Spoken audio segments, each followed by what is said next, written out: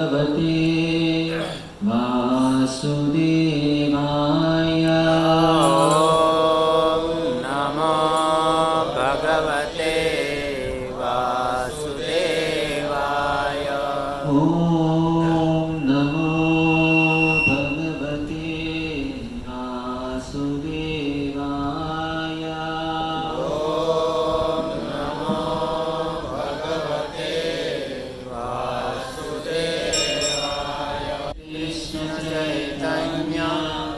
प्रभु नित्यानंद श्री अद्वैत गदाधर श्रीवासादि भक्तवृंद।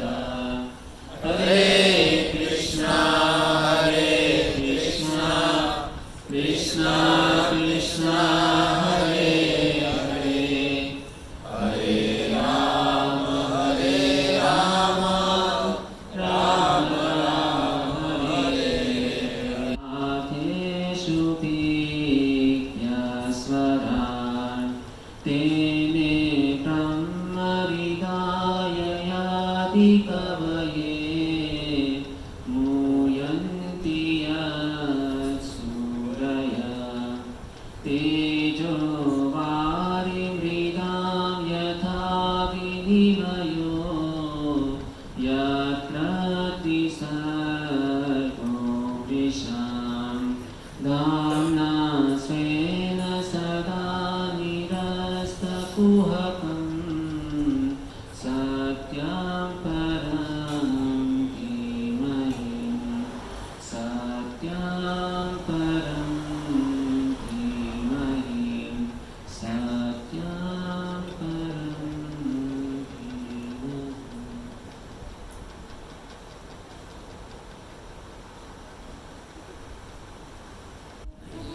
तो यहाँ पर उपस्थित आप सभी भक्तजनों का माता जी एवं प्रभु जी का अंतर्राष्ट्रीय कृष्ण भावनामृत संघ की ओर से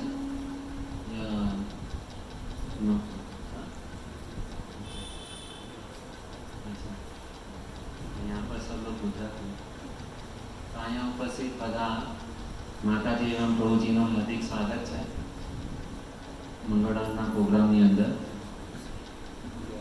આપણે અહીંયા ઉપસ્થિત થયા છે શ્રીમદ ભાગવતનું ભાગવત કથાનું શ્રવણ કરવા માટે। જે આ જે શ્રીમદ ભાગવત કથા છે બહુ જ રસમય છે। કહેવાય છે એમ કે કોઈ પણ વ્યક્તિ અગર ભાગવત ખાલી શબ્દ એક શબ્દ પણ અગર એના કાનની અંદર જાય છે ને તો એનું વાઇબ્રેશન એટલું બધું હોય છે ને ભક્તો કે આપણે કરોડો કરોડો જન્મો આપણા થઈ ચૂક્યા છે। આપણે અહીંયા આવ્યા છે શેના માટે? આપણે પાપ કરેલા છીએ। અગર પાપી ન હોત તો અહીંયા ઉપસ્થિત ન હોત। હરેક આ પૃથ્વી પર જેટલા પણ જીવ છે દરેક વ્યક્તિએ પાપ કરેલા છે એટલા માટે આપણે અહીંયા ઉપસ્થિત છીએ। પણ કહેવાય છે કે અગર ગમે એટલા પાપી વ્યક્તિ કેમ ન હોય, આપણે આટલા જન્મો સુધી કરોડો કરોડો જન્મો સુધી પાપ કર્યા છે અને પણ કેવલ વ્યક્તિ આ ભાગવતનો એક શબ્દ પણ અગર કાનની અંદર જાય ને તો આટલા જન્મો સુધી જેટલા પણ પાપો કરેલા છે બધા શું થઈ જાય છે? ભળીને ભસ્મ થઈ જાય છે કેવળ ભાગવતનો એક શબ્દ કાનની અંદર જવા માટે। પરીક્ષિત મહારાજ મરણાસન અવસ્થામાં એમને કેવલ 7 દિવસની અંદર એમનું મૃત્યુ થવાનું હતું। તો એમને જીવનમાં એમને ખબર હતી કે 7 દિવસની અંદર મારું મૃત્યુ થવાનું છે તો એમણે કોનો આશ્રય લીધો? શ્રીમદ ભાગવતનો। ગંગા નદીના તટ પર સુખદેવ ગોસ્વામી પરીક્ષિત મહારાજને ભાગવત શ્રવણ કરાવી રહ્યા છે। કયું ભાગવત? જે આજે આપણી સામે ઉપસ્થિત છે આ જ ભાગવતનું રસ જે છે જે સુખદેવ ગોસ્વામીએ પરીક્ષિત મહારાજને કરાવેલો જે જ ભાગવત આપણે શું કરી રહ્યા છે? અહીંયા સાંભળી રહ્યા છે। તો વિચાર કરો કે આપણું કેટલું ભાગ્ય છે કે જે ભાગવતને સાંભળવા માટે સ્વર્ગની અંદર જે દેવતા લોકો છે એ તરસી રહ્યા છે। સ્વર્ગમાંથી જેવી ખબર પડી ઇન્દ્ર આદિ દેવતા લોકોને કે સુખદેવ ગોસ્વામી શ્રીમદ ભાગવતનું શ્રવણ કરાવી રહ્યા છે, પરીક્ષિત મહારાજના જીવનમાં સમય બહુ ઓછો છે તો અમૃતનો ઘડો લઈને આવે છે સુખદેવ ગોસ્વામી પાસે અને કહે છે કે આ જે અમૃત જે છે એ પરીક્ષિત મહારાજને તમે પીવડાવી દો જેથી કરીને આપણે ભાગવત જે છે એ લાંબો સમય સુધી સાંભળી શકીએ। તો સુખદેવ ગોસ્વામી મહારાજને જેવી ખબર પડે છે કે આ જે ઇન્દ્ર આદિ દેવતા જે છે એ આ ભાગવતની તુલના કોની સાથે કરી રહ્યા છે? અમૃત સાથે. ઇમિડિયેટલી ત્યાં ને ત્યાં એને શું કરે છે? ભગાડી દે છે કે તમે આ કથામાં બેસવાને લાયક નથી. બેસવાને તો શું, ઊભું રહેવાને પણ તમે લાયક નથી, ભાગો અહીંયાથી. કારણ કે આ જે ભાગવત છે એની તુલના કોઈની પણ સાથે ન થઈ શકે. એ સ્વર્ગના એક તુચ્છ અમૃત સાથે એની તુલના કરી રહ્યા હતા. તો જે વ્યક્તિ આ ભાગવતને કોઈની પણ સાથે સરખામણી કરે છે, કોઈ વ્યક્તિ ધન, પદ કે ગમે એની સાથે સરખામણી કરે, તો એ વ્યક્તિ ભાગવતને સાંભળવા માટે લાયક નથી. અહીંયા બધા મહાન વૈષ્ણવ લોકો છો. આજે મને પ્રથમવાર અહીંયા તમારી સામે બોલવાનો અવસર મળ્યો છે, તો તમારા બધાની કૃપા અમારા પર રાખજો. હું કાંઈ બે શબ્દ તમારી સામે બોલી શકું.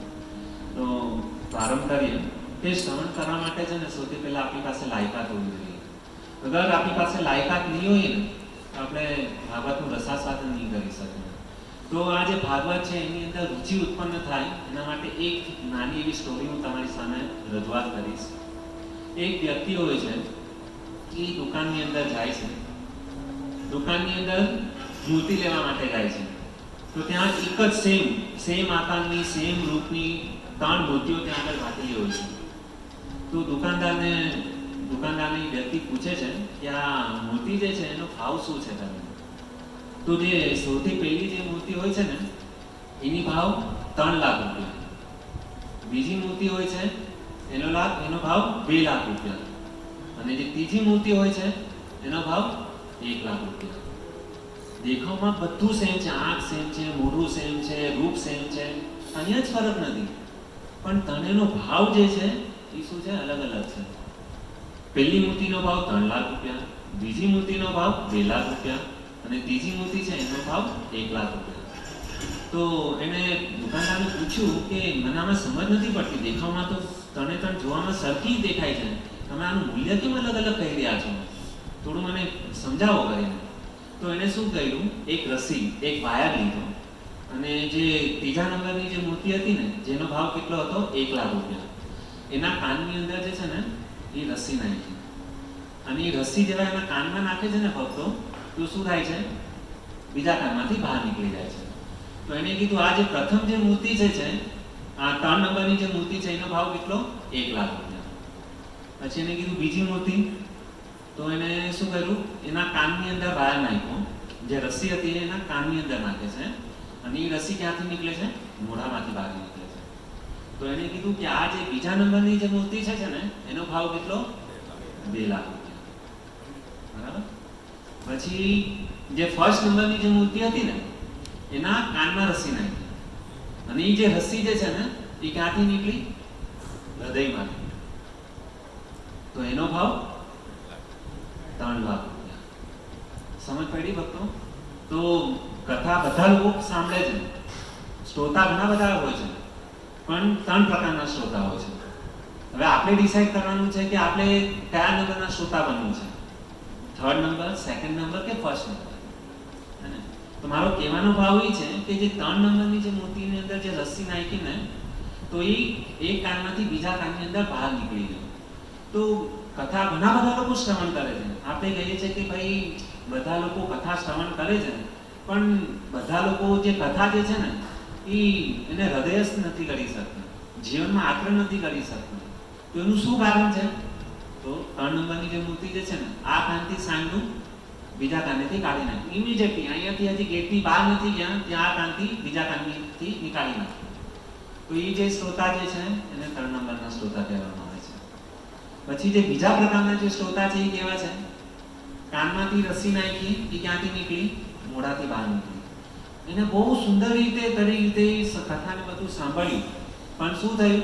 કથા સાંભળી અને બહુ સારી રીતના પ્રસ્તાવ કરે છે, લોકોની સામે રજૂઆત બહુ સારી રીતના કરે છે, પણ એના જીવનની અંદર કઈ ફરક આવતો નથી. જીવનમાં આચરણ કાંઈ નથી. કથા તો બહુ સાંભળી પણ જીવનમાં કાંઈ પરિવર્તન નથી થયું. તો એ બીજા નંબર. અને જે ફર્સ્ટ નંબરના જે શ્રોતા છે, જે અહીંયા તમે લોકો બધા ઉપસ્થિત છો, કે જે કાનમાંથી જે રસ્સી નાખી એ સીધી ત્યાંથી હૃદયસ્થ. એને જે પણ કાંઈ સાંભળે છે એ શું કરે છે? પોતાના જીવનમાં હૃદયસ્થ કરે છે. કથા સાંભળીને એવી નહીં કે ઘરે જઈને સીધા સૂઈ ગયા. કથા સાંભળશે, અહીંયાથી ગેટની બહાર નીકળશે બધા ભક્તો સાથે ચર્ચા વિચારણા કરશે કે પ્રભુજી આજે ભાગવતનો આ ત્રીજા સ્તંભનો શ્લોક લીધો, 25 નંબરનો શ્લોક લીધો, તો આ કથામાં પ્રભુજી આ રીતના વર્ણન કર્યું, ચર્ચા વિચારણા કરશે. પછી ઘરે જઈને શું કરશે? જાતે સૂતા પહેલા એનું ચિંતન સ્મરણ એ કરશે. અને જ્યારે પણ વ્યક્તિ જ્યારે કથા સાંભળીને એનું શ્રવણ, કીર્તન અને સ્મરણ કરે છે, જે સ્મરણ જે છે ને એ બહુ જ અગત્યનું છે. તો સ્મરણ થવાથી શું થશે કે ભગવાનની જે પ્રાપ્તિ, વ્યક્તિ શું થશે, ધીરે ધીરે ભગવાનની પ્રાપ્તિ જલ્દી કરી શકશે. આપણને જે ભગવાન પાસે જવા માટે ભગવાનનું ધામ છે ને બહુ દૂર છે, હે ને? પણ જે વ્યક્તિ ફર્સ્ટ નંબરથી કથા સાંભળે છે ને એના માટે ભગવાનનું ધામ જે છે ને, જેવી રીતે અહીંયાથી આપણે વૃંદાવન જવું હોય તો વૃંદાવન જવા માટે ઘણા બધા પ્રકાર છે.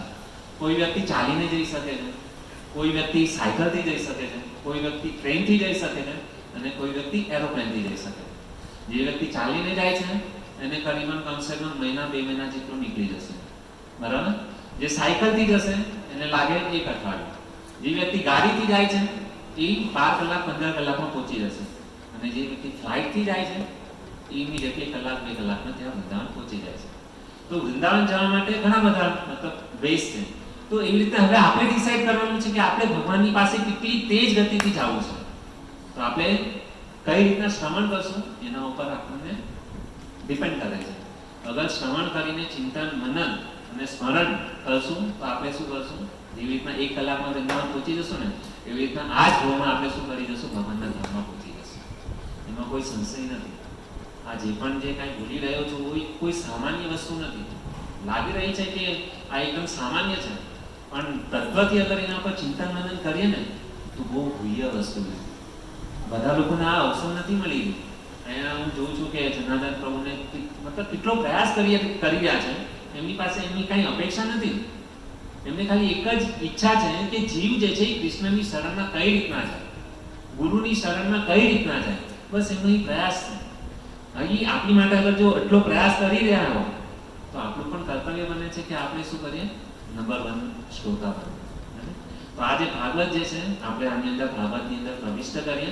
અહીંયા જે મને પ્રસંગ કહેવા માટે કીધેલું, ભાગવતનું 3જો સ્કંદ, પ્રથમ અધ્યાય, અને મને 3 શ્લોક કીધેલા છે.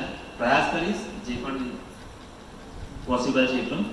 તો 24 નંબરનો બહુ જ સુંદર શ્લોક છે અને આ જે શ્લોક જે છે સુખદેવ ગોસ્વામી પરીક્ષિત મહારાજને કહી રહ્યા છે, હે ને? તતસ્તપી પ્રત્ય સુરાષ્ટમૂર્ધ્વં સૌવીરમત્સ્યાન પુરુજંગલાશ્ચ કાલેન તાવત્યમુમાનુપેત્ય તત્રોદ્ભવં પાપતં દદશ. અહીંયા જે સૌથી પ્રથમ જે શબ્દ છે તત. તટ એટલે શું કહે છે? મહાશય. સોરી, હિન્દીમાં લઈ લીધેલું, મારે બોલવાનું છે ગુજરાતીમાં. મને એકલી કુલદીપ પ્રભાએ કીધું કે અમુક લોકો હિન્દી છે તો હિન્દીમાં આવું કરજો.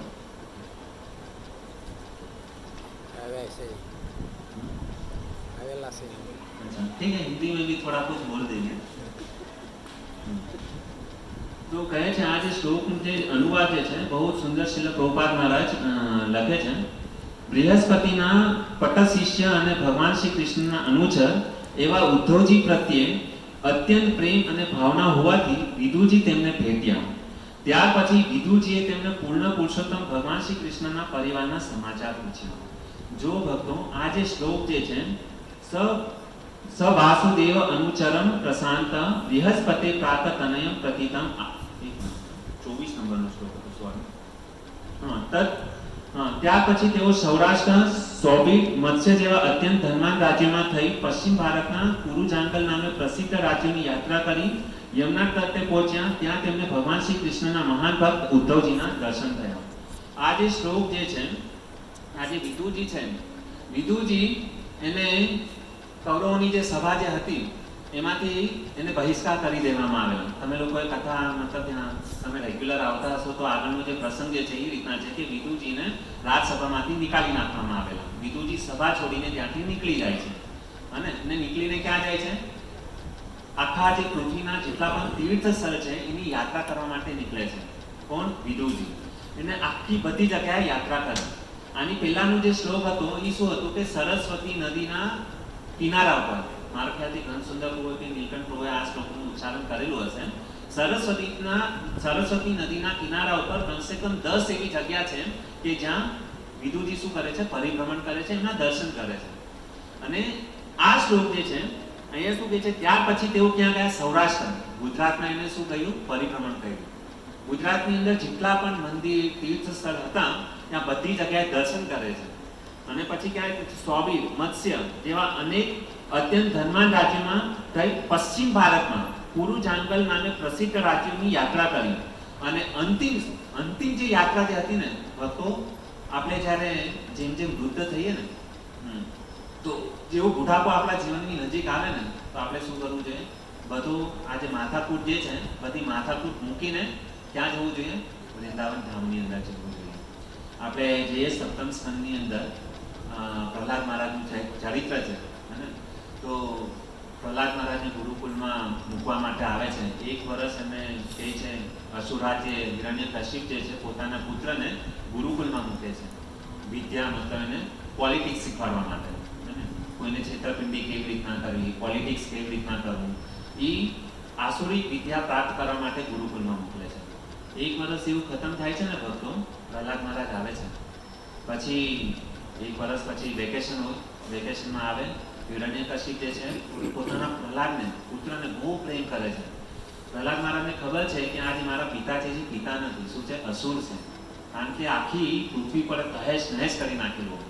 પૃથ્વીના જે આ નિયમ, પ્રકૃતિના જે નિયમ હતા એ હિરણ્યકશિપે બદલી નાખેલા. અને કહેવાય છે કે જે વ્યક્તિ પાપ કરતા હતા, નશો કરતા હતા, ક્લબમાં જતા હતા એ લોકોને સ્વર્ગમાં મોકલવામાં આવતા.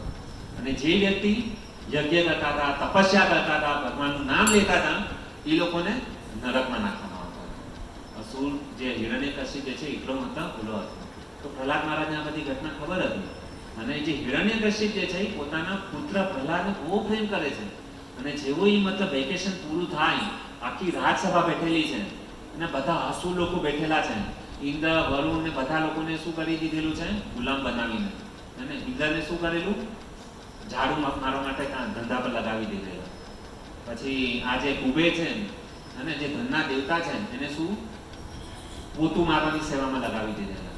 બધા લોકો ત્યાં ઉપસ્થિત છે અને ભરી રાજસભા છે. પ્રહલાદ મહારાજને બોલાવે છે અને પ્રહલાદ મહારાજને ક્યાં બેસાડે છે? પોતાના ઘોડામાં બેસાડે છે. અને પ્રહલાદ મહારાજને માથા પર મહાલ કરતા હતા, હે પ્રહલાદ, તું 1 વર્ષ સુધી ગુરુકુલમાં રહ્યો તો તને શું કઈ સારી શિક્ષા લાગી, જરા મને કે કરી. તો ત્યારે પ્રહલાદ મહારાજ કહે છે કે હે અસુર વર્ય, એના પિતાને પિતા નથી કહેતો, શું કહે છે? હે અસુર વીર્ય, હે અસુરોના સમ્રાટ. એના પિતાને લાગ્યું ઓહો મારો દીકરો મને અસુર સમ્રાટ કહી રહ્યો છે. અને તો એને એમ લાગ્યું કે મારા વખાણ કરી રહ્યો છે. પણ પછી જે બીજું જે સેન્ટેન્સ બોલે છે ને એ કહે છે હે અસુર વીર્ય, હે અસુર સમ્રાટ. બધું આજે દુનિયાની જે પણ કઈ માથાકૂટ જે છે એ બધું છોડીને વ્યક્તિએ શું કરવું જોઈએ? વૃંદાવનમાં ધામમાં જઈને ભગવાનનું ભજન કરવું જોઈએ. અને એ જ વસ્તુ શું છે? સાર છે. હરે કૃષ્ણ કૃષ્ણ કૃષ્ણ હરે હરે, હરે રામ રામ રામ હરે હરે. આ પ્રસંગ હું એટલા માટે તમને કહી રહ્યો છું કે અહીંયા પ્રભુપાદ મહારાજ લખે છે કે વિદુરજી અને ઉદ્ધવજીનું મિલન ક્યાં આગળ થયું?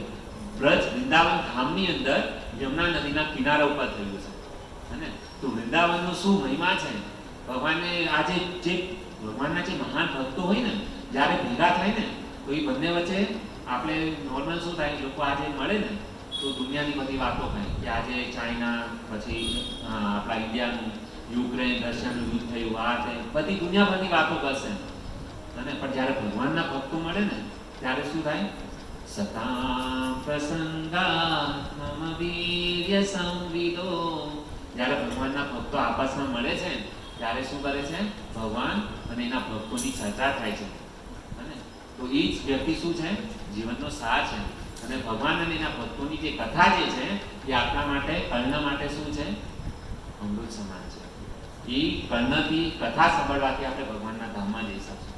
એટલે તો આપણે બધા જોયું હશે જ્યારે મંદિરમાં બધા ભક્તો ભેગા થાય ત્યારે શું થાય, આવા બધા ભગવાનને જે પણ વૃંદાવન ધામની અંદર યમુના નદીના કિનારા ઉપર બ્રજવાસીઓ સાથે, રાધારાણી સાથે અને બાલ સખાઓ સાથે જે લીલાઓ થઈ છે એનું શું કરતા હોય છે, પ્રસાદ સ્વાદન કરતા હોય છે. તો અહીંયા બે ભક્તોનું મિલન થઈ રહ્યું છે અને એ પણ શું કરી રહ્યા છે, આ વિદુજી અને કોણ, ઉદ્ધવજી, એનું ત્યાં આગળ મિલન થયું. એટલે મારું કહેવાનું તાત્પર્ય એ છે કે આ જે પ્રહલાદ મહારાજ છે એ એના અસુર જે હિરણ્યકશિપ છે એને શું કહે છે કે આ દુનિયાની બધી માથાકૂટ મૂકીને, માથાકૂટ કરતા મરી જાવું એના કરતા માથાકૂટ મૂકીને મરી જાવું એ વસ્તુ શું છે, શ્રેષ્ઠ છે. અને ભગવાનનું ભજન કરવું એ શું છે, મનુષ્ય જીવનનું સાર છે. અગર જે વ્યક્તિ મનુષ્ય રૂપેને મૃગાન ચરંતી, શ્રીમદ મહાભારતની અંદર 1 લાખ શ્લોક છે, એની અંદર એક શ્લોક જે છે ને બહુ જ મહત્વનો છે. કયો શ્લોક છે? આહાર નિદ્રા ભય મૈથુનમ છે સામાન્ય એતદ પશુભે સમાના ધર્મ હિ એક અધિક વિશેષો ધર્મ વિહીન પશુભે નરાણા. અગર મનુષ્ય જીવન પ્રાપ્ત કરીને ભક્તો ધર્મનું પાલન નથી કરતો તો એ શું છે, મનુષ્ય રૂપેણ મૃગાર ચરંતી. ભગવાને શરીર તો આપ્યું છે મનુષ્યનું, પણ એ શું છે, પશુ સમાન છે. કેમ? કારણ કે વ્યક્તિ શું કરે છે, આહાર, નિંદા, ભય અને મૈથુન, આ જે 4 કાર્ય છે તો પશુ પણ કરે છે ભક્તો. તો પશુમાં આપણામાં ફરક શું? તો હું ફિલોસોફીમાં વધારે નથી જાતો, પણ જીવનનો સાર શું છે કે ભગવાનનું ભજન કરો, ધર્મનું પાલન કરો. હવે અહીંયા પ્રશ્ન થાય કે ધર્મ એટલે શું? ધર્મ કોને કહેવાય? ધર્મ એટલે શું પ્રશ્ન થાય ને. અહીંયા કીધું કે ધર્મ એ વસ્તુ મહત્વની છે. તો ધર્મ એટલે શું? ભગવાને જે ભગવદ ગીતાની અંદર કીધું ને એ શું છે, ધર્મ છે. તો ધર્મની ઈ છે ડેફિનેશન. ભગવાને જે ભગવદ ગીતામાં કીધું એ ધર્મ, બાકી બધો અધર્મ. તો ધર્મનું જે વ્યક્તિ પાલન કરે છે એ શું છે, સાર વસ્તુ છે. તો અહીંયા કહે છે કે વૃંદાવનની ત્યાં આગળ, હવે અહીંયા વૃંદાવન ને યમુના નદીના કિનારા ઉપર જે બધી લીલાઓ થઈ છે, યમુના મહારાણી બહુ પવિત્ર છે. અગર કોઈ વ્યક્તિ કેવલ ખાલી યમુના મહારાણીના દર્શન કરે ને તો એ દર્શન કરવાથી પવિત્ર થઈ જાય છે. યમુનાના દર્શન શું, કેવલ યમુના ખાલી શબ્દ અગર કાનમાં જાય ને ત્યાં એના પાપો બળીને ભસ્મ થઈ જાય છે. એટલું યમુના મહારાણીનું મહત્વ છે. કેમ યમુના મહારાણીનું મહત્વ છે? હું એક હજી લીલા કહું કે જ્યારે ભગવાન શ્રી કૃષ્ણનો જન્મ થયો ને ત્યારે આ જે વસુદેવજી હતા, જ્યારે કંસમાંથી બધી કથા તો તમને ખબર છે, પણ કૃષ્ણને લઈને મથુરાથી વૃંદાવન જઈ રહ્યા હોય છે. તો રાતનો સમય હતો, રાતના 12 વાગેલા અને યમુના નદી આખો ઘોર અંધકાર હતો અને મથુરાથી વૃંદાવન જવા માટે યમુના નદી પાર કરવાની હતી. તો એ સમય થયું શું કે ભગવાન શ્રી કૃષ્ણને વસુદેવજી પોતાના હાથમાં લઈને ક્યાં જાય છે, બ્રજ વૃંદાવનની અંદર. તો થયું શું કે યમુના નદી તો જેમ જેમ આગળ ગયા પાણી એકદમ ઘેરું થતું ગયું. વસુદેવજી ડૂબવા લાગ્યા, પણ ભગવાન કૃષ્ણ હાથમાં હતા. એની ઈચ્છા હતી કે મારે ભગવાન કૃષ્ણની શું કરવી છે, સેવા કરવી છે. મારે કૃષ્ણને ગમે એ રીતના શું કરવું છે, વૃંદાવન પહોંચાડવાના છે. અને જેવી યમુના મહારાણીને ખબર પડી, યમુના મહારાણી કોણ છે, ભગવાનના પટરાણી છે. તો જેવો ભગવાન શ્રી કૃષ્ણ મતલબ એને દર્શન કર્યા યમુના મહારાણીએ, યમુના નદી શાંત હતી, એકદમ શાંત હતી. પણ જેવી એમને ખબર પડે છે કે ભગવાન શ્રી કૃષ્ણ મારા જે પતિદેવ છે એ અહીંયા આગળ આવી રહ્યા છે, તો એ શાંત કઈ રીતના રહી શકે? તો જેવા યમુના મહારાણીને ભગવાન શ્રી કૃષ્ણના જેવા દર્શન કર્યા તો એમાં શું આવી ગઈ, બહાર આવી ગઈ, ઉછળવા લાગી યમુના મહારાણી. એકદમ મતલબ ઊંચા અને વસુદેવજી જે છે એ શું કરે છે, ગમે એમ કરીને આટલો મતલબ ગાંડો પ્રવાહ છે પણ વસુદેવજીએ ખાની લીધું છે, અગર હું ડૂબી ભલે જાઉં પણ કૃષ્ણને હું છે ગમે એમ કરીને ત્યાં પહોંચાડીને રહીશ કર્યું. અને યમુના મહારાણી પોતાનો મતલબ શું કરે છે, આખો કડાકા ભડાકા કરે છે. યમુના નદીની અંદર શું થાય છે, પ્રવાહ એકદમ તેજ થઈ ગયો અને યમુના નદીમાં જાય છે.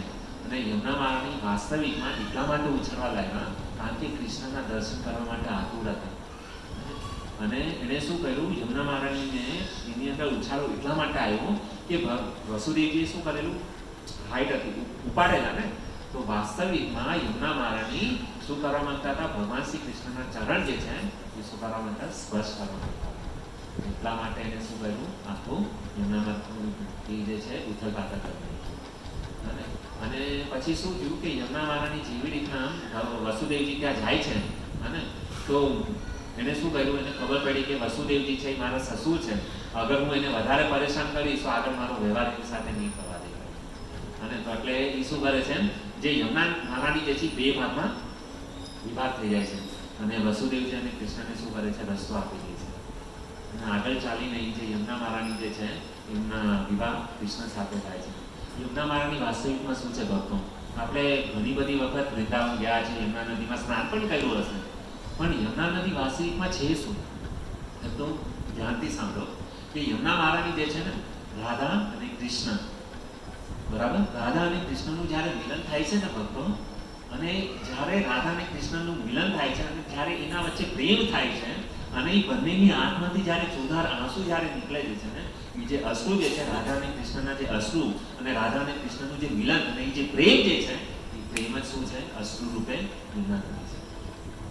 યમુના નદી એ સાક્ષાત, જ્યારે પણ આપણે યમુના નદીમાં સ્નાન કરીએ ને તો સ્વિમિંગ પુલની સ્નાન ન કરવું, એને પગે લાગીને એની પાસે પ્રાર્થના કરીને અને પછી એની અંદર સ્નાન કરવું જોઈએ અને લીલા સ્મરણ કરવી જોઈએ કે આ યમુના નદી કોઈ સાધારણ નથી.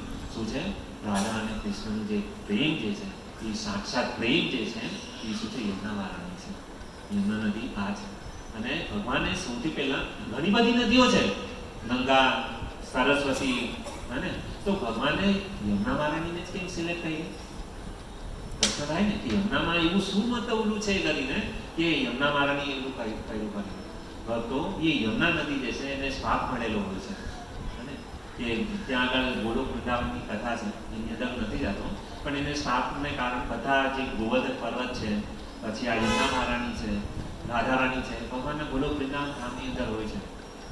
તો એને શ્રાપ મળેલો છે, એને કારણે આ પૃથ્વી પર આવ્યા છે ભગવાન. અને ભગવાને કહી દીધેલું, રાધારાણીએ કીધેલું કે હું આ પૃથ્વી પર ત્યારે જ આવીશ જ્યારે ગોવર્ધન પર્વત હશે, યમુના મહારાણી હશે ને બ્રજ વૃંદાવન ધામ હશે. આ 3 વસ્તુ હશે તો જ હું આ પૃથ્વી પર પ્રગટ થઈશ, અદરવાઇઝ નહીં. તો આપણું કેટલું સૌભાગ્ય છે કે ભગવાન આજથી 5,500 વર્ષ પહેલા ભગવાને જે ગોવર્ધન, જે યમુના નદી અને જે બ્રજ વૃંદાવન જે ધામ હતું એ આજની તારીખમાં પણ આજે ઉપસ્થિત છે. આપણે એના દર્શન માટે જઈએ છીએ. એટલે અહીંયા કહે છે કે ઉદ્ધવજી અને ભક્તોનું મિલન ક્યાં થાય? જે મહાન જે ભક્તો હોય ને એનું મિલન ક્યાં થાય? વૃંદાવનની અંદર, યમુના નદીના કિનારા ઉપર. તો આ જે શ્લોક જે છે, મહાન જે વૈષ્ણવ જે છે એનું મિલન ક્યાં થયું? બ્રજ ધામ વૃંદાવન, યમુનાના તટ ઉપર, જ્યાં આગળ ભગવાન શ્રી કૃષ્ણએ ઘણી બધી લીલાઓ કરેલી છે. જેવી રીતના કેસી રાક્ષસનો વધ કરેલો છે, જેવી રીતના આપણે વૃંદાવન પરિક્રમા કરીએ ને ભક્તો, તો સૌથી પહેલું સ્થાન કયું આવે છે ખબર છે? કાલિયાગર. અને ભગવાન શ્રી કૃષ્ણએ કાલિયાનારનું વધ કરેલું. એ જે કાલિયા જે હતો ક્યાં રહેતો હતો? યમુના નદી. યમુના મહારાણી પહેલા કાળા નહોતા, પણ આ જે કાલિયાનો વિષ્ણુ એટલો પ્રભાવ હતો અને તેના કારણે શું થઈ ગઈ? યમુના કાળી થઈ ગઈ. અને એ જે કાળો રંગ હતો, ભગવાન પણ છે ને એના ભક્તોને બહુ જ પ્રેમ કરે છે. અને તો જ્યારે ભગવાન શ્રી કૃષ્ણ જે હતા ને એ પેલા ગોરા હતા, પણ જ્યારે કાલિયાનાગનો વધ કર્યો ને, વધ તો નહીં પણ એનો ઉદ્ધાર કર્યો કાલિયાનો, અને તો જેવા એ કૂદી યમુના નદીમાં કૂદ્યા અને કાલિયા સાથે યુદ્ધ થયું, તો ભગવાન શ્રી કૃષ્ણએ શું કર્યું? એ જે કાલિયાનો જે કલર જે હતો ને, એના જે ભક્તનો જે કલર હતો ને એ પોતે ધારણ કરી લે છે. અને એટલે ભગવાન શ્રી કૃષ્ણ વૃંદાવનની અંદર તમે દર્શન કરશો તો કાળા કલરના છે, અને રાધા શ્યામ સુંદર તમે જોયા હશે. કાળો રંગ પોતાના ભક્તોને પ્રેમ જે છે એ દેખાડવા માટે, કે જ્યાં જ્યાં મારા ભક્તો મને એટલો પ્રેમ કરે છે કે એનો જે કલર પણ જે છે ને ભગવાનને એવું કરી દે છે. તો આ જે છે બ્રિજ વૃંદાવન ધામ અને યમુના નદી. એની પછીનો જે શ્લોક જે છે કે છે આગળ, સવાસુદેવાનુચરં પ્રશાંતં બૃહસ્પતે પ્રાક્તનયં પ્રતીતં આલિંગ્ય ગાઢં પ્રણયેન પત્રં સ્વનામ પૃચ્છાત ભગવત પ્રજાનામ. બહુ સુંદર. આ ભક્તો આજે ભાગવત જે છે ને, આજકાલ લોકોને પિક્ચરના મતલબ ગાયનોની બધું ગાવાનો શોખ હોય છે, પણ આ જે ભાગવતના એક શબ્દ અગર તમે ઉચ્ચારણ કરશો ને તો એનું એક સંસ્કૃત છે, એનું એક વાઇબ્રેશન અલગ જ પ્રકારનું છે. આજે આપણે શું કરીએ છીએ? આપણી જે સંસ્કૃતિ જે છે એને ખોઈ બેઠા છે. પહેલાના જે આપણે મતલબ આજથી મતલબ આજે બધું જે ભાગવતને બધું જે છે, પરીક્ષિત મહારાજને કહ્યું સંસ્કૃતના શબ્દો દ્વારા રૂપ થાય. આપણી સંસ્કૃતિ આજે 200-500 વર્ષ પહેલા આપણે ગયા જઈએ તો આપણા જે દાદાની લોકો હતા એ શું કરતા હતા? ધોતી અને કુર્તાની બધી વસ્તુ પહેરતા હતા, બરાબર. પણ આજે કોઈ ધોતી અને કુર્તો પહેરીને બહાર નીકળે તો શરમ આવે. ને આજકાલ કેવું છે, ફેશન, જે પાશ્ચાત્ય દેશની જે સંસ્કૃતિ છે ને એ આપણને વધારે પસંદ છે, જીન્સ, ટી શર્ટ ને આ બધું. તો વાસ્તવિકમાં કે આપણી આ જે સંસ્કૃતિ છે, જે આ શ્રીમદ ભાગવતમ, આના જે શ્લોક જે છે એનો એક એક શબ્દ જે છે ને કેટલો પવિત્ર છે, એને ગાવામાં કેટલું રસાસ્વાદન છે. આજે આપણે જોવામાં આવે છે કે આજકાલ આપણી પાસે આજે મોબાઈલ, યુટ્યુબ ને એ મતલબ જીઓવાળા એટલું મતલબ આપણે જે કલ્ચર જે છે ને એટલું બેકાર કરી દીધું છે ને કે છેલ્લા જે 5 વર્ષની અંદર જે આખી જે દુનિયાની અંદર જે બગડેલું છે માહોલ, એની વાત પૂછો.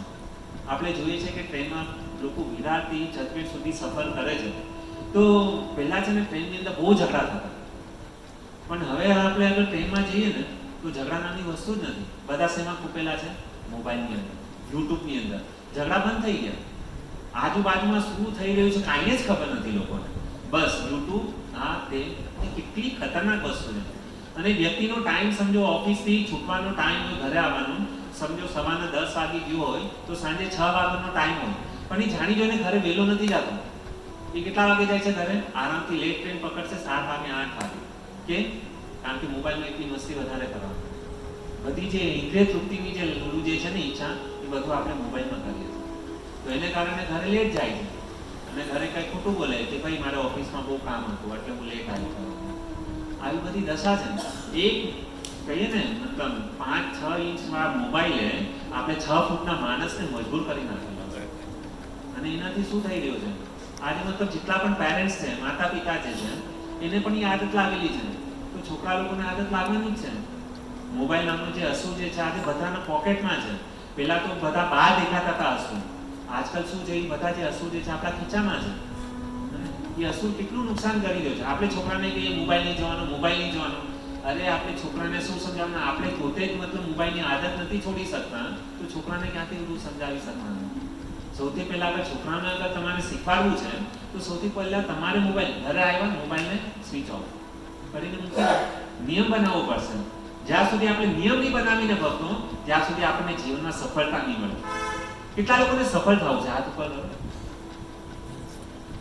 જીવનમાં સફળ થવું છે ને, ભગવાન પાસે જવું છે ને, ધામમાં જવું છે ને, બધા રેડી તો ભગવાનના ધામમાં જવા માટે 100%? બધા એક વખત હરે કૃષ્ણ મહામંત્ર બોલશો. હરે કૃષ્ણ કૃષ્ણ કૃષ્ણ હરે હરે, હરે રામ રામ રામ હરે હરે. જો સફળ થવા માટે છે ને સૌથી પહેલા છે ને નિંદ્રા, આપણે આજે સૂઈએ છે ને એનો ત્યાગ કરવો પડશે. જ્યાં સુધી આપણે નિંદ્રાનો ત્યાગ નહીં કરીએ ને ત્યાં સુધી આપણને જીવનમાં સફળતા નહીં મળે.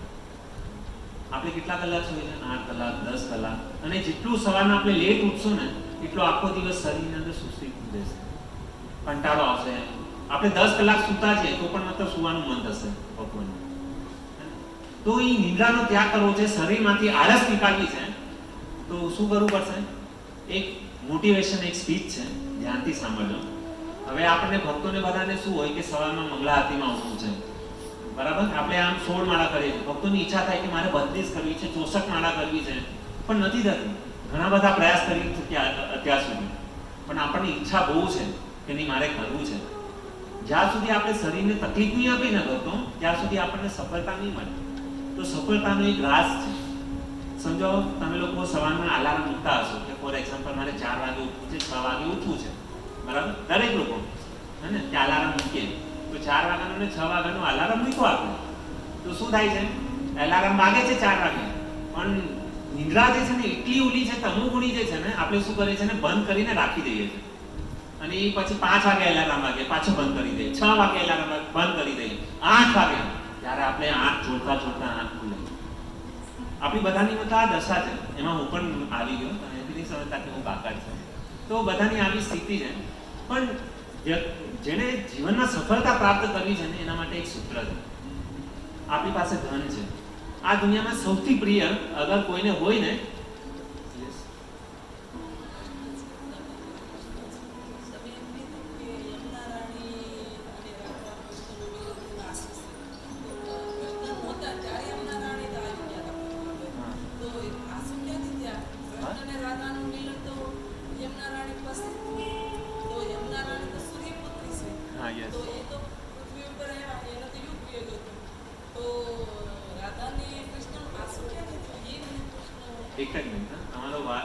પ્રશ્ન એકદમ બરાબર છે.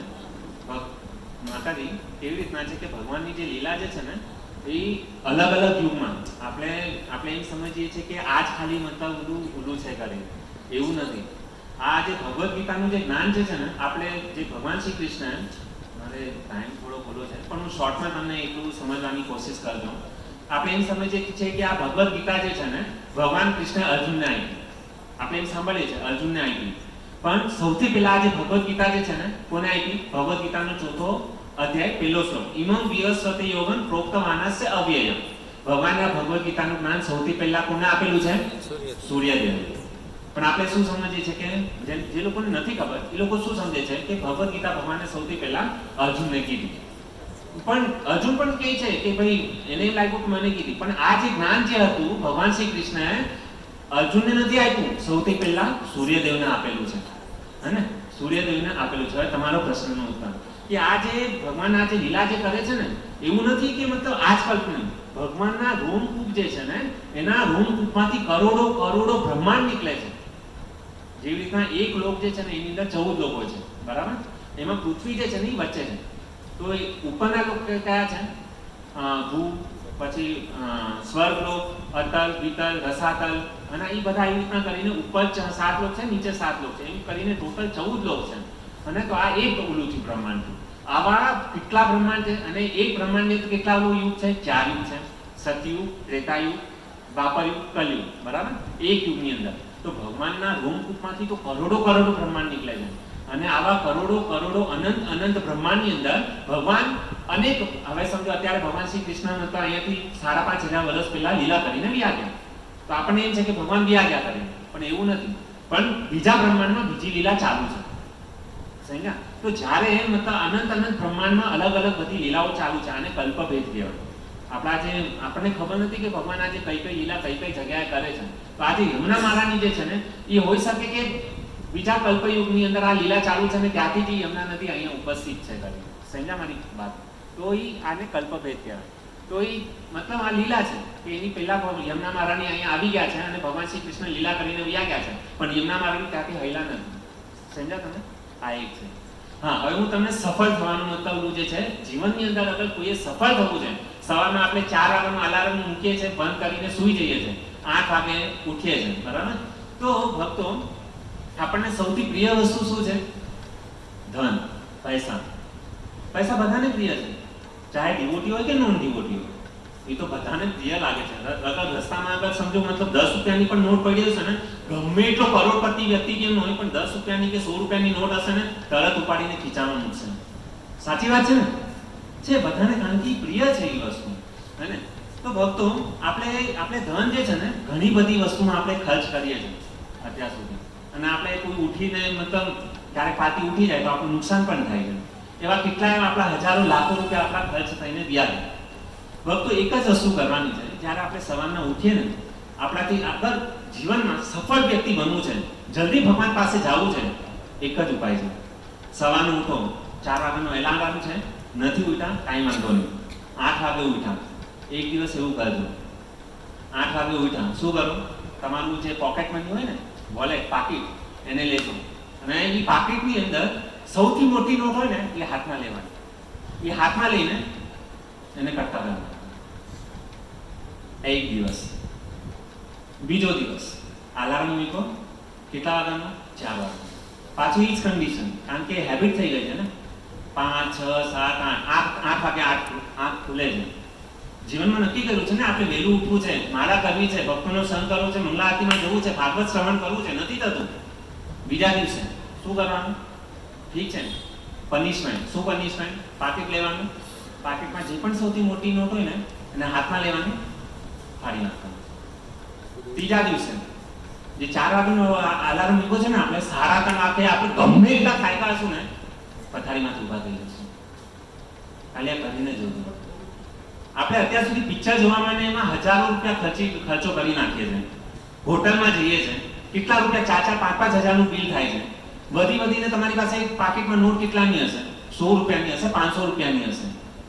તો એવા તમારા નુકસાન કેટલું જ હશે? 500 ની અગર 3 દિવસનું કાઉન્ટ કરું તો 1500 રૂપિયાનું નુકસાન જશે. પણ એ જે 1500 રૂપિયા જે છે ને તમારું જીવન બદલી નાખશે. કરીને જુઓ એક વખત. કેમ નથી ઉઠાતું સવારે, કેમ મારા નથી થતું? તો જ્યાં સુધી આપણે નિયમ નહીં બનાવીને, જો ભગવાન પાસે જવા માટે જે છે ને, આપણે અહીંયા વિચારો કે ભૌતિક દુનિયાની અંદર અગર આપણે સફળ થવું છે તો કેટલી મહેનત કરવી પડે છે. એક નાનું વિચારો બાળક જે છે, જેવો આપણે એને સ્કૂલમાં નાખીએ, એને સ્કૂલમાં જવું નથી હોતું, પણ બિચારો જબરજસ્તીથી જાય છે, પેરેન્ટ્સને મતલબ ધક્કા મારીને મોકલે છે. એ બિચારો ભણે છે, ગણે છે, 10મા ધોરણમાં આવે છે, એસએસસી બોર્ડની એક્ઝામ છે, મહેનત કરે છે. પછી એસએસસીમાં મહેનત કેમ કરે છે કે મને સારા પર્સન્ટેજ આવશે તો સારી કોલેજમાં મને એડમિશન મળશે, સારી કોલેજમાં એડમિશન લે છે. પછી ત્યાં પણ મહેનત કરે છે કે હું સારા પર્સન્ટેજ લાવીશ, ડિગ્રી પ્રાપ્ત કરીશ તો મને સારી નોકરી મળશે, સારી નોકરી મળશે તો સારી છોકરી મળશે. તો એના માટે એ છોકરી પ્રાપ્ત કરવા માટે જીવનભર મહેનત કરે છે. એક ભૌતિક જગતની અંદર અગર સમજો વ્યક્તિ આટલી મહેનત કરે છે, આ તો અખિલ બ્રહ્માંડના નાયક છે, જેના રૂમકૂપથી કરોડો કરોડો બ્રહ્માંડ નીકળે છે, જે સૃષ્ટિનું પાલન કરે છે, જે સર્જન કરે છે, જેનાથી વિનાશ થાય છે. તો એ અખિલ બ્રહ્માંડના નાયકને અગર સમજો આપણે પ્રસન્ન કરવા માટે અગર આપણે આટલું ન કરીએ તો કરવું પડશે ને, કાંઈ પ્રયાસ કરવો પડશે. પ્રયાસ અગર નહીં કરીએ, અત્યાર સુધી આપણો જે સમય ગયો, અત્યારે જીવનમાં સમજો અત્યારે 10 વાગ્યા છે, હે ને, 10 આપણા કેટલા વાગી ગયા, 12 પણ વાગશે, અત્યાર સુધી વાગી ગયા, પણ જાયગા ત્યાંથી સવાર.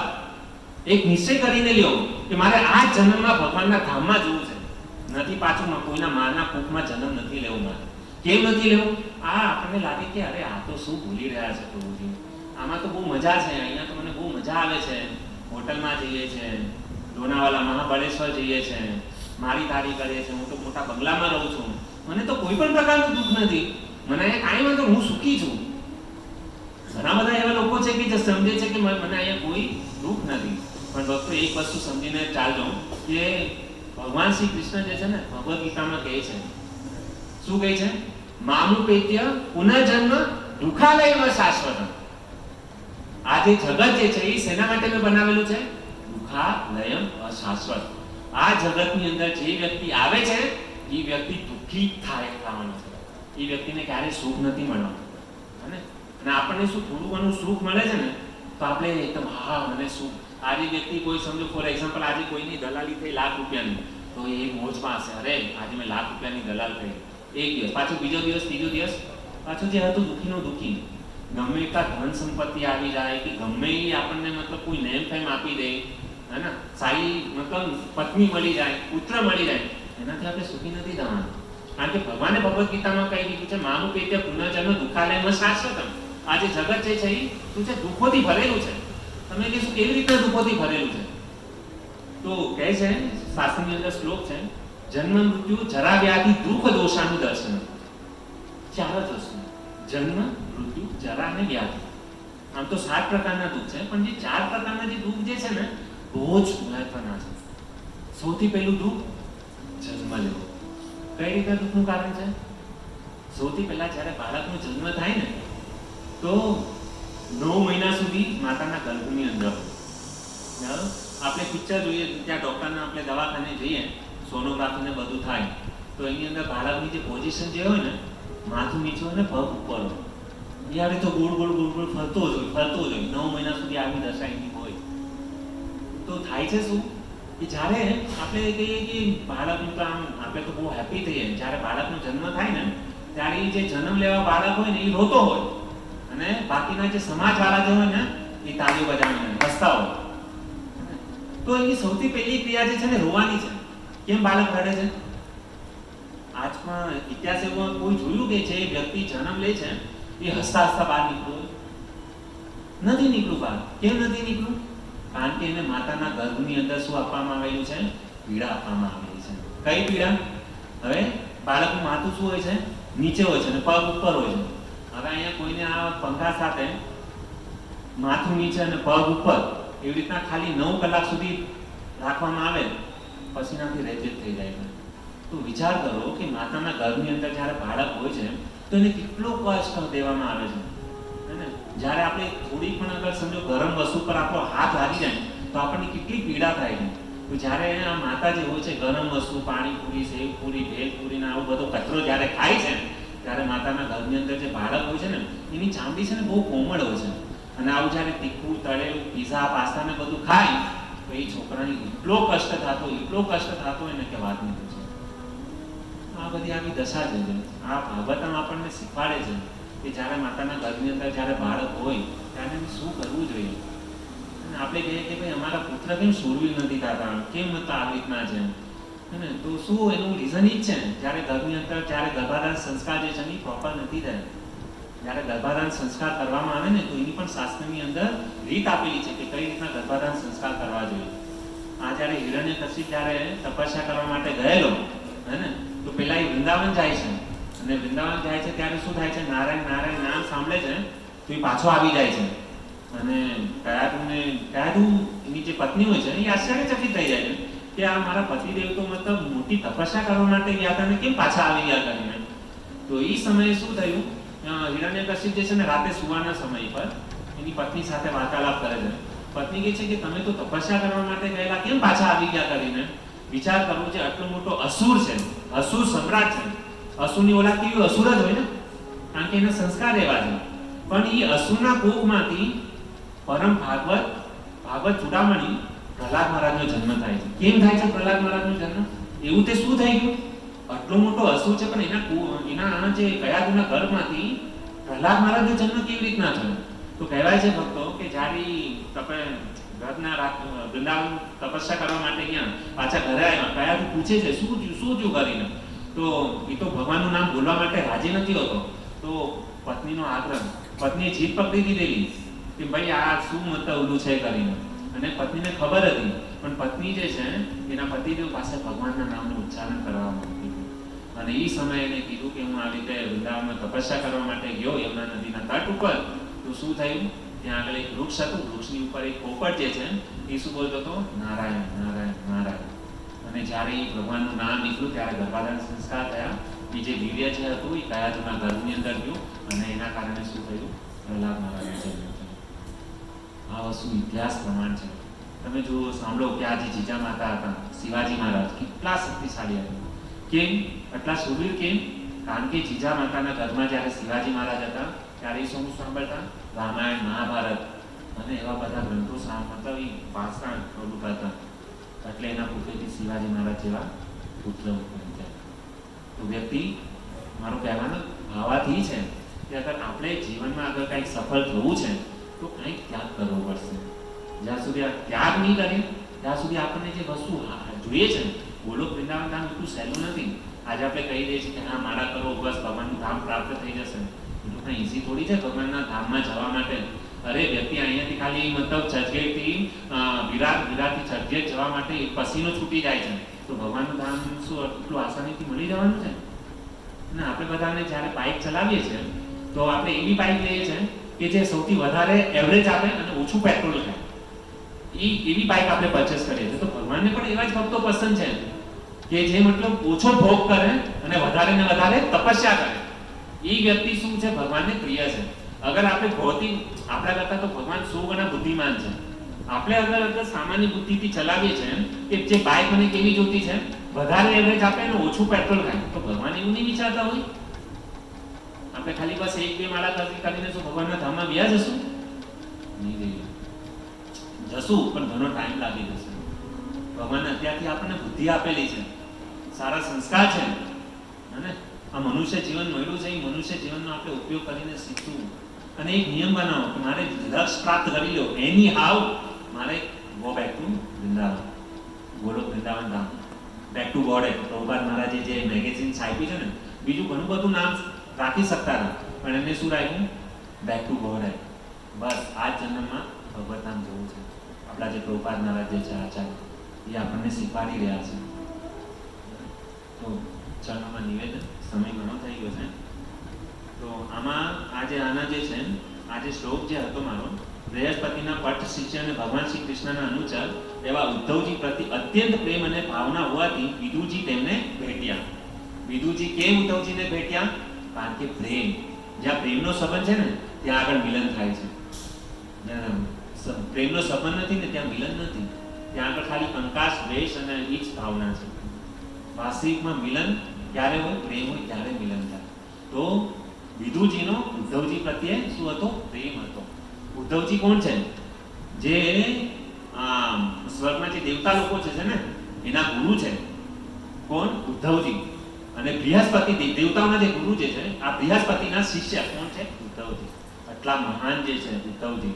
અને જ્યારે ભગવાન આ પૃથ્વી પરથી અંતર્ધ્યાન થયા અને તો એ સમયે ઉદ્ધવજીને કીધેલું સંદેશો આપેલો એને ઉદ્ધવ ગીતા કહેવામાં આવે છે કે તારે અહીંયા ઉદ્ધવજી કે હું પણ તમારી સાથે આવું છું, ભગવાને ના પાડી દીધી, તારે અહીંયા રહેવાનું છે ને ભાગવતનો પ્રચાર કરવાનો છે.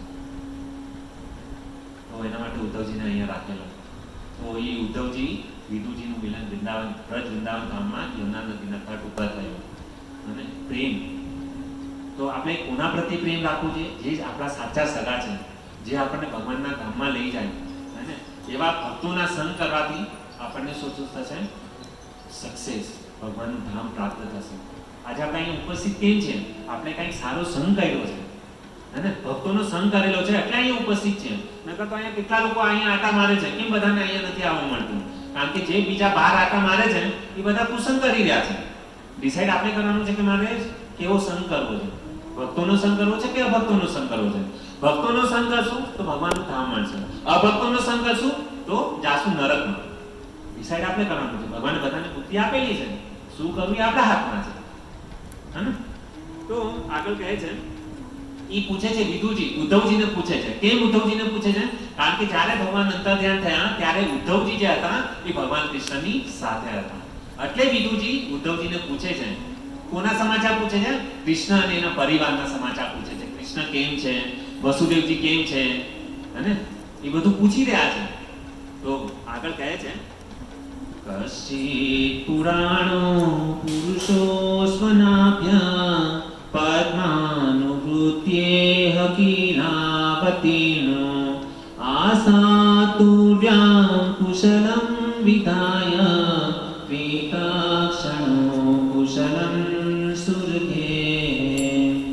કહે છે કે કૃપા કરીને મને કહો કે ભગવાનના નાભી કમળમાંથી જન્મેલા બ્રહ્માજીની વિનંતી જેમને અવતાર ધારણ કરેલો છે અને દરેક જીવને ઉન્નત કરી જેમણે સમગ્ર વિશ્વનું સૌભાગ્ય વધાર્યું છે તે પૂર્ણ પુરુષોત્તમ પરમેશ્વરના બંને આદિ સ્વરૂપો સુરસેનના પરિવારમાં કુશળ છે.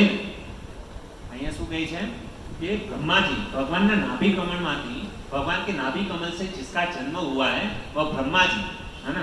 हम यहाँ पे देखते हैं कि यहाँ पे बहुत सारे लोग हैं ना, बहुत सारे अन्य अन्य देवता की पूजा करते हैं है ना. कोई इंद्र की करता है, कोई ब्रह्मा की करता है, कोई शिव जी की करता है. देखिए यहाँ पे जो हम लोग क्या सुनते हैं कि ब्रह्मा जी ने क्या किया है, सृष्टि का सर्जन किया, बराबर. तो वह क्या है, परम आराध्य है. लोग उनको बोलते हैं कि ब्रह्मा जी भगवान है, कुछ लोग बोलते हैं कि शिव जी है वह भगवान है. लेकिन भक्तों मैं आपको एक छोटा सा एग्जांपल देता हूँ. जैसे कि देवी देवता और भगवान की उसमें क्या फर्क है. देवी देवता जो होती है ना उसकी भक्ति कभी नहीं होती है. देवी देवता की क्या होती है, उपासना होती है. और भगवान की क्या होती है, भक्ति होती है. बराबर. આપણે ગુજરાતીમાં કહીએ કે મને આ ફલાણા માતાજી નડે છે, આ માતાજી નડે છે, લેકિન પણ ક્યારે કૃષ્ણ કોઈને નડ્યા, રામ અને કૃષ્ણ કોઈને નડતા જોયા નહીં. કેમ નથી નડતા? કારણ કે જે देवी देवता જે છે એની देवी देवता की उपासना करने में यदि थोड़ी सी भी गलती हो गई ना तो पूरा घर का विनाश कर देगी. कैसे कि जैसे एक बार एक व्यक्ति था बंबई में, उसका विवाह नहीं हो रहा था, तो उसने माता जी से प्रार्थना की मेरा विवाह हो जाए, विवाह हो जाए. तो विवाह करके प्रार्थना सुन ली. उसने बहुत परिश्रम किया कि मन्नत माना था कि मैं ये करूंगा वो करूंगा. तो विवाह हो गया उसका और बाद में वो माता जी के मंदिर में गया अपनी पत्नी को लेकर के, और उसने क्या बोला माता जी को, भार्या भक्षिते भेली. क्या बोल दिया, भार्या भक्षिते भेली. कल तक निकला, जैसे ही अपने घर पे आया दूसरे दिन सुबह उसकी जो भार्या जो थी हरी बोल. क्या मिस्टेक हुआ, भार्या रक्षिते की र की जगह पे केवल खाली भ उसने लगा दिया, उसकी जगह पे माता जी ने क्या किया, उसको अपने पास ही बुला लिया. बाद में कुछ सालों के बाद में वापस विवाह किया, और विवाह करके क्या हुआ, उसको मंदिर में, वही माता जी के मंदिर में लेके गया. दुर्गा माता जी का शायद मंदिर था, और माता जी के मंदिर में जाके उसने किया. अब तो जोर से हृदय से मतलब बोला हूं, भार्या भक्षिते भेली. वो पत्नी जो थी ना घर पे पहुंची नहीं, वो गाड़ी जो थी ना उसमें ही हरि बोलो. ये तो बेचारा एकदम, मैं इतना माता जी को ये कर रहा हूँ और मेरा विवाह की मतलब इतना मैं प्रयास कर रहा हूँ, लेकिन पत्नी मतलब हरि बोलो मतलब भगवान के पास में चली जा रही, क्या हो रहा है करके. बाद में वापस तीसरा विवाह किया उसने. है ना। और अभी क्या किया, अभी तो हृदय से एकदम वापस दुर्गा माता के मंदिर में आया, भार्या बोल नहीं जा रहा था, भक्त सीते। तो तुरंत वो जो पत्नी जो थी थोड़ा कुछ संस्कृत जानती होगी, तो उसने पतिदेव को कहा, तुरंत मुंह के ऊपर हाथ रख दिया, बोले कि तुम ये क्या करने जा रहे हो, आप मेरी लंबी उम्र के लिए प्रार्थना करें या मुझे अभी मतलब खत्म करने की सोच रहे, मुझे मारने के लिए भी बात किया है क्या। तो उस समय मतलब तुरंत उसने कहा कि नहीं, मैं तो आपकी अच्छी लंबी उम्र के लिए प्रार्थना कर रहा हूँ, मैं तुम्हें क्यों मारने का प्रयास करूंगा करके। तो उस समय उसने कहा कि पत्नी ने समझाया, आप जो बोल रहे हो कि भार्या भक्षिते भेरवी नहीं होता है, भार्या धक्षिते भेरवी होता है, खाली कितना डिफरेंस था, र और भ में मतलब फर्क था, और माता जी ने उसको निकल लिया। तब जाकर उसको समझ में, अरे बाप रे, मैं कितना बड़ा मूर्ख था, मैंने अभी तक 2 पत्नी जो है ना गवा दी करके। मतलब कहने का मेरा तात्पर्य यह है भक्तों कि देवी देवता की उपासना में यदि थोड़ी सी भी गलती हो गई ना, तो क्या हो जाएगा, सत्यानाश हो जाएगा। लेकिन भगवान की अगर भजन में कुछ भी गलती भी हो गई, भगवान का नाम इतना पवित्र है ना, तो कहते हैं कि रत्नाकर नाम का जो डाकू है, सब लोगों ने कथा बहुत सुनी है, स्टोरी में ज्यादा नहीं जगता होगा, कि रत्नाकर नाम का जो डाकू जो था ना, वो नारद जी उसको बुलवा रहे राम राम, लेकिन वो क्या बोल रहा है, मरा मरा मरा, मरा ही शब्द निकला, क्योंकि अभ्यास ये मरा शिकारी करता था, मरा मरा बोल। नारद ने कहा कि ये नहीं सुधरने वाला, ये काम कर, तू बोल मरा बोल, है ना। तो मतलब वो रत्नाकर ने क्या किया, मरा मरा मरा मरा, लेकिन एक टाइम ऐसा आ गया ना, है ना, उल्टा नाम जपी जग जाना, वाल्मीकि भय ब्रह्म समाना, उल्टा नाम जप रहा था, लेकिन क्या हो गया, मरा मरा बोलते बोलते एक समय ऐसा आ गया, राम राम निकलने लगा। इतना भगवान का नाम इतना पवित्र है, चाहे उल्टा जपो, सीधा जपो, सोते सोते जपो, खड़े खड़े जपो, कुछ भी करो, टॉयलेट में जाके भी जपो। कुछ लोग बोलते हैं कि हमारे पास समय नहीं है, भाई आप वॉशरूम जाते हो तभी तो टाइम रहता है ना भगवान के नाम जप करने का, तभी जपो, तभी जप करो, तो भी भगवान स्वीकार कर लेते। इतने भगवान राम और कृष्ण कृपालु हैं, और उसके मतलब भजन भक्ति करने में कुछ भी टेंशन लेने का नहीं, थोड़ा सा भी, और आप कैसे भी करोगे उसका डेफिनेटली 100% उसका फल मिलेगा। भगवान के नाम जपने, भगवान के वहां पे देरी है लेकिन अंधेर नहीं है, और भगवान का आपने जप किया है तो डेफिनेटली उसका पुण्य आपको मिलने वाला है। कैसे मिलेगा, भगवान जब भी देते हैं ना तो 1000 हाथ से देते हैं, भगवान जब भी देते छप्पड़ फाड़ के देगा, लेकिन विश्वास होना चाहिए। यदि हमको भगवान के प्रति विश्वास नहीं है ना, तो आप कितना भी भजन करो नहीं होगा। बस थोड़ा सा विश्वास, हम दुनिया भर के ऊपर विश्वास करते हैं, हमारे पत्नी के ऊपर, बच्चों के ऊपर, बॉस के ऊपर, ट्रेन चलाने वाले जो मोटर ये मैन रहता है ना, उसके ऊपर भी भरोसा करते हैं। हमको पता नहीं है वो गाड़ी कैसे ड्रिंक लेके भी चला रहा है कि कैसे चला रहा है, लेकिन हमको पूरा भरोसा है कि वो हम लोग को चल के पहुंचाएगा, है ना। तो हम उसके ऊपर पूरा मतलब दुनिया वालों के ऊपर विश्वास करते हैं, लेकिन जो अखिल ब्रह्मांड के नायक है, जिन्होंने हमने इतना जीवन दिया, हमको जो हवा दे रहे, पानी दे रहे, भोजन दे रहे, लेकिन उसके ऊपर विश्वास नहीं है, ये हमारी कमी है। तो मेरा कहने का तात्पर्य है कि खेत के अंदर जब बीज डालते हैं ना, आप वो जो बीज डालते हो ना, तो हम देखते नहीं कि उल्टा है कि सीधा है। हम जब भी खेती करते हैं ना, तो बीज कैसे भी करके डाल देते हैं, लेकिन जब उगता है ना, निकलता है तो सीधा ही निकलता है, उल्टा नहीं निकलता है। तो उसी प्रकार से भगवान का नाम चाहे कैसे भी जपो, उसका फल आपको सीधा ही मिलने वाला है। ठीक है भक्तों, समय आई थिंक कंप्लीट हो गया। तो मेरा कहने का तात्पर्य है कि भगवान है ना, भगवान और देवी देवता ना उसमें फर्क है। ये ब्रह्मा जी ने जो है ना हिरण्यकशिप को वह दिया था, क्या वह दिया था, ना ऊपर मरू, ना नीचे मरू, ना जमीन पर मरू, ना पानी में मरू, है ना, ना दिन में मरू, ना रात में मरू, ना अस्त्र से मरू, ना शस्त्र से मरू, है ना, 12 महीने में किसी भी महीने में ना मरू, ऐसा वर मांग गया। ना जीवित से मरू, ना मरे से, मतलब ये जीवित भी ना मार सके, मरा भी मार ना सके करके। तो ब्रह्मा जी ने तथास्तु कह दिया, हम चले गए। लेकिन क्या हुआ, भगवान ये तो मतलब अपने आप को बहुत बुद्धिमान समझ रहा था, लेकिन भगवान जो है ना बुद्धिमानों के बुद्धिमान है। जहाँ पे हमारी बुद्धि खत्म होती है ना, वहाँ पे भगवान की चालू होती है। तो ये जो इतना बड़ा जो असुर था, इतना बड़ा वर मांग लिया और सोचने लगा मैं अमर हो गया करके। लेकिन आया समय, प्रहलाद ने वो जो पिलर जो था ना, उसमें से फाड़ के बाहर आए, है ना, और जैसे फाड़ के जब बाहर आते हैं, भगवान नरसिंहदेव हिरण्यकशिप का जब वध करते हैं ना नाखूनों के द्वारा, है ना, वो बोलते 12 महीने में किसी भी महीने में ना मारो। तो साल में 12 महीना होता है, कौन सा महीने में मारा, अधिक महीने में, पुरुषोत्तम महीने में उसका वध किया भगवान ने। देखो भगवान कितने मतलब बुद्धिमान है, है ना। और ये नरसिंह जो भगवान जो प्रकट हुए ना, उसका समय कुछ फिक्स नहीं था। बाकी जितने भी अवतार हुए ना, पहले से शास्त्रों में वर्णन था कि भगवान ये समय में राम बनेंगे, कृष्ण बनेंगे, वामन बनेंगे, लेकिन नरसिंहदेव भगवान का वर्णन नहीं था। क्योंकि क्या हुआ, अपने भक्त की रक्षा करने के लिए तुरंत प्रकट हो गए। और हिरण्यकशिपु बोल रहा था प्रहलाद को, इस खंबे में अंदर तेरा भगवान है, इस खंबे में है, इस खंबे में। तो जैसे जैसे उंगली दिखाता था ना, तो भगवान क्या करते थे, वो स्तंभ के पीछे छुप गए थे। वो पूछे इस खंबे में, तो इस खंबे में, तो नरसिंहदेव क्या करते थे, वहां से जंप करके वो खंबे में चले जाते, इस खंबे में, वहां से छलांग लगा कि इस खंबे के पीछे आ गए। कौन से भी खंबे से मतलब वो बोल सकता था ना। तो भगवान क्या करते थे, ऐसे जंपिंग कर वो ये करते थे। और जैसे ही प्रहलाद ने कहा कि हाँ इस खंबे के अंदर मेरा भगवान है, वहां पे हालांकि भगवान नहीं थे, नरसिंहदेव भगवान नहीं थे, लेकिन सत्यम विधातु निज भृत्य भाषितम, अपने भक्तों की प्रतिज्ञा को सत्य करने के लिए भगवान क्या हुए, खंबे में से बाहर निकले, है ना। तो मेरा कहने का तात्पर्य है कि जब भी हम किसी भी, ऐसे तो भगवान का स्मरण हम लोग को होता नहीं है, लेकिन आपको एक शॉर्टकट आइडिया दिखाता हूँ। हम हमारे घर के अंदर पिलर रहेगा, पिलर आप देखिए ना, थामलो कॉलम और बीम, कॉलम है ना, तो पिलर रहता है। तो जब भी हम पिलर को जब भी देखते हैं ना, तभी उस पिलर के अंदर नरसिंहदेव भगवान का दर्शन करना चाहिए, क्योंकि भगवान हर एक कण कण के अंदर विराजमान है। ऐसा नहीं कि नहीं है करके, हर एक कण कण के अंदर क्या है, भगवान विराजमान होते हैं। तो उस भावना से जब भी पिलर को देखेंगे तभी क्या करना चाहिए, नरसिंहदेव भगवान, नरसिंहदेव भगवान को याद करना चाहिए। दूसरा, भगवान को याद करने का तरीका, अच्छा तरीका है, खास करके माता जी लोग कभी नहीं भूलेंगे, ऐसा तरीका दे रहा हूँ। जिस प्रकार से चौखट होती है, भगवान नरसिंहदेव ने हिरण्यकशिप का वध कहाँ पर किया, चौखट के ऊपर, बराबर है ना। तो चौखट के ऊपर किया, तो चौखट जो है ना हमेशा क्लीन रखनी चाहिए, उसको साफ रखना चाहिए।